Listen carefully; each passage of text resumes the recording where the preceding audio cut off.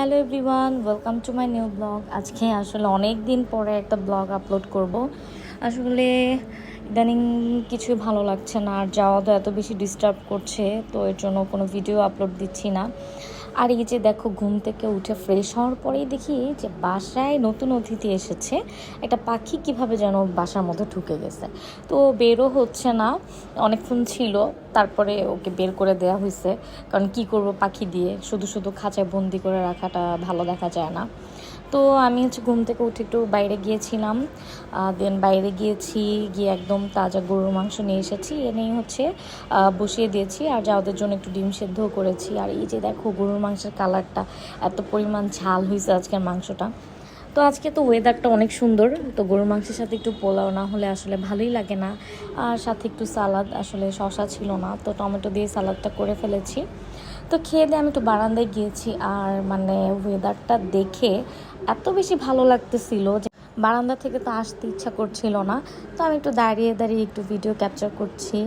আর এখানে গাছের পাতাগুলো একদম স্নিগ্ধ একটা বাতাসে পাতাগুলো নড়ছে, আমার খুবই ভালো লাগছিল। আর আজকের ওয়েদারটা আসলে অনেক সুন্দর ছিল, গতকালকে এত গরম ছিল।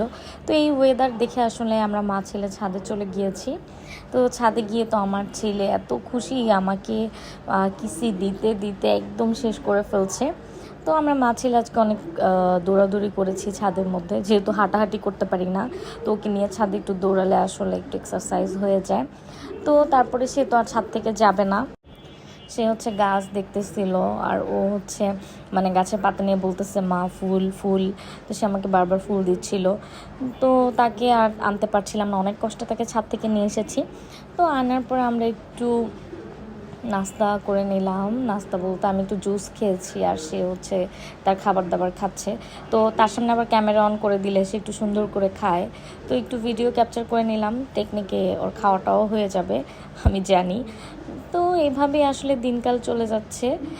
আজকের ভিডিওটা সবার কেমন লেগেছে সবাই অবশ্যই জানাবা। আর ভিডিও করতে করতে যাওয়াদের খাওয়াও শেষ হয়ে গেছে। তো আজকের ভিডিওটা এখানে এই পর্যন্তই। সবাই ভালো থাকবেন, সুস্থ থাকবেন। টাটা, আল্লাহ হাফিজ।